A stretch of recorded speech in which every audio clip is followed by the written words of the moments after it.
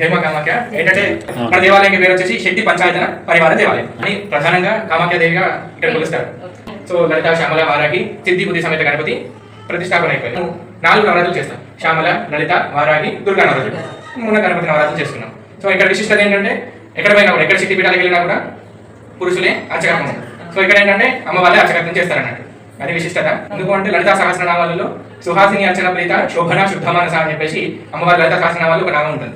So సుహాసినుల చేత అమ్మవారు పూజించబడతారు. మళ్ళీ వేదాలలో చూసుకుంటే ఇతర నార్యస్తు పూజ్యంతే రమంతే తత్ర దేవత.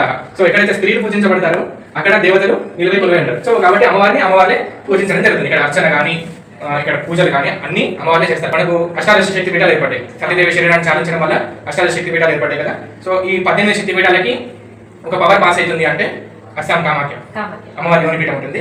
అక్కడ నుంచి పవర్ పాస్ అవుతుంది. మన దేవాలయానికి పునాది కూడా అక్కడే పడింది. మన భారతదేశంలోనే 2వ దేవాలయం. ఇది మన దేవాలయం విశిష్టత. జై మాత.